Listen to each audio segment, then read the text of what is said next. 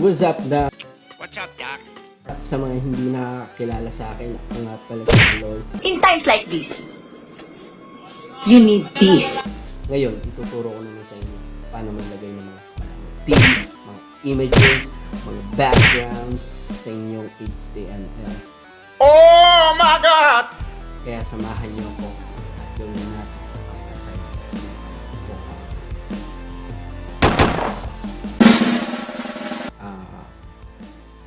First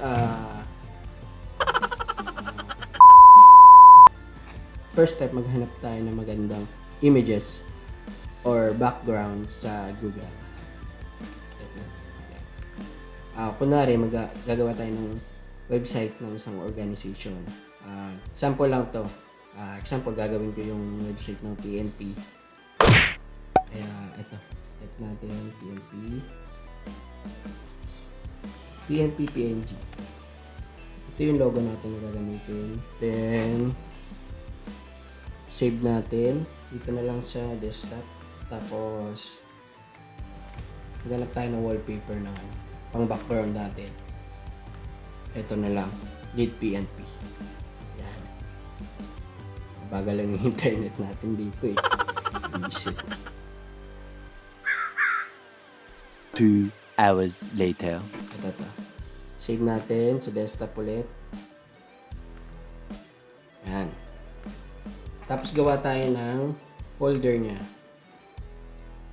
Sample HTML. Yan. Tapos save natin sila dito. And then, gawa tayo ng Notepad. Yan, Notepad. I-save natin as gaya ng kinura ko ng unang video natin .html tapos PNP.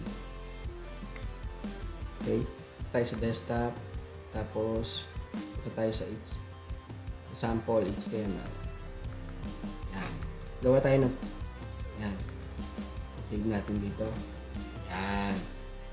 Yan, meron na tayong HTML. Ngayon, isave natin yung mga images natin para hindi kalat-kalat. Hindi kalat-kalat dito. Hindi kalat-kalat. Sabihin natin images. Yan. Then, ilagay natin doon. Tapos, open ulit natin. Tapos ko muna itong mic. Nagabalik. I-open lang natin yung ginawa natin dati. Para may reference. Katulad ng dati, i-type mo lang yung .html, head, para mas madali, copy-paste na lang tayo. Copy-paste. Pag ilalaki mo yung font pala, punta ka lang sa format, tapos font. Tapos sa format, tapos font. Yan. Kung anong gusto mong klase ng font, tapos styles, tapos sizes, isapay mo lang. Tapos, ilagay tayo ng title ng ating website. Lagay natin PNP website. Then, close natin ulit. Gumawa tayo ng entry. Kailangan laging may close. And then, yung head, i-close na rin natin.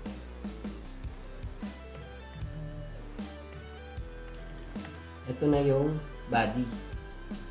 So, ikat lang natin, body. Natin, close natin. Tapos, ito na yung maglalagay tayo ng background dito sa after ng body. Set lang natin body, background. Gayahin nyo lang to. Background. Dito ka magkakamali eh. Kung ginaya ito, magkakamali ka.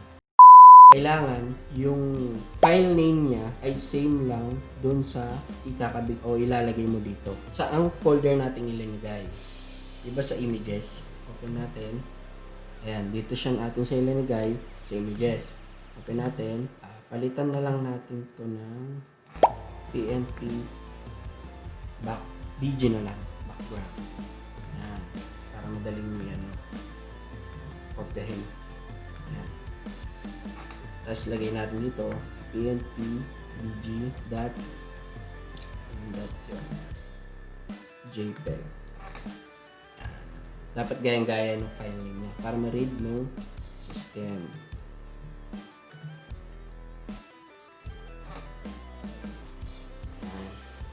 At ngayon, meron tayong background ng ating website.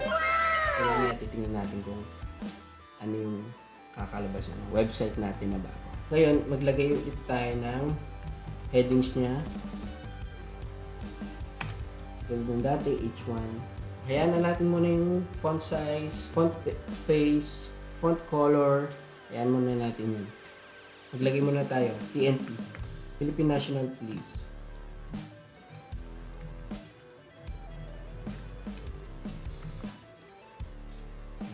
Philippine National Police. Tapos i-close lang natin yan. And then, maglalagay tayo ng mga paragraphs. Ito yung letter E. Ito yung mga paragraphs sa ilalim. Mamaya makikita nyo kung ano yung kakalabasan nyo. Kalabas nyo. Di nabasan. Ayun. Sample, Police Regional Office 3. Yan. Tapos i-close lang natin yan. Okay. Saka na lang natin dagdagan yung ano natin. Bahala kayo kung gusto niyo magdagdag or kung ano gusto niyo ilagay dyan. Bahala na kayo dyan. Alam niyo na yan. Tandaan na kayo. Ngayon, ang next step natin yung paglagay ng mga images. Ngayon, itatype mo lang img src equals yung katulad ng backgrounds. Kailangan kung saan siya naka-folder or saan yung file niya, doon mo siya kukunin. Diba sa images na siya binuha, tapos slash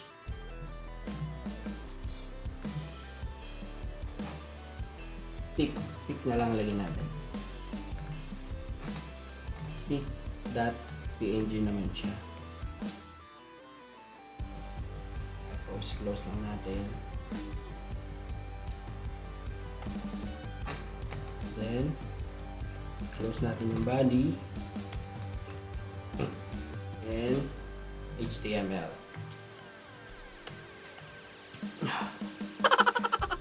Sinusunok na. Oras na kasi. Anong point? Babarilin kita! Tama ba yun? Ngayon, titignan na natin kung ano yung kakalabasan. Ang output ng ating website. I-open lang natin siya dun sa PNP HTML. Open. Yan. Diba? Galing, no? Oh. Diba? Yung iba wala. Masyadong malaki yung ano. Yung image natin. Masyado siyang malaki. Oh my God. Close muna natin. Copy natin to. Kung gusto mong i-edit yung ano mo, tapos naging HTML na pala. Ang gawin mo lang, i-copy mo lang siya. And then, ibalik mo siya ng .text. Yan. Para ma-edit mo siya. Tapos burahin mo na to. Burahin mo na yun. Ayaw mo rin lang yun. Okay. Mali pala yung background. Mali pala yung spelling. Background. Tapos, original office 3. Images body. Tapos, i-attend natin itong logo natin. Gawin natin ng, kasing laki lang ito. Height. 200. Sabi natin. Tapos yung width niya 200 na lang din natin. Tapos, okay. So, bas na natin. Save as. At isi-save mo siya ulit. Save as. Tapos din. HTML. Tapos, itan mo ulit dito. All files, ha. Hindi nakalimutan. Then, save. Ito na siya. Yan, di ba? Napakaganda na ng ano natin. Walang din nga lang, hindi natin kita. Hindi natin kita, but what's this? Ayun natin. Ano maliit.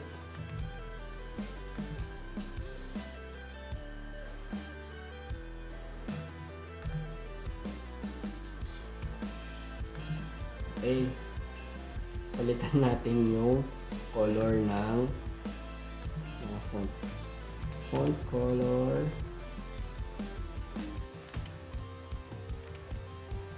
White. Gawin natin white para makita. Yan. Save natin. Save ulit natin. Save as HTML. Yan. Para ma-overwrite yung ginawa natin. Okay, so, dapat na. Elimination of police regional office 3, tapos yung background natin. Okay? お前はもう死んでいる。 Ngayon, alam niyo na kung paano gumawa ng simpleng HTML na may background, may mga panamuti, may mga images, may mga paragraphs. Sa susunod nating video, i-align naman natin sila, ayusin natin sila kung saan sila nararapat. Hindi yung dire-diretso lang na gano'n. Nag-enjoy kayo at nag-enjoy din ako sa pagtuturo. I'm CALOY at magsa-sign up muna ako ngayon. Maraming salamat at bye!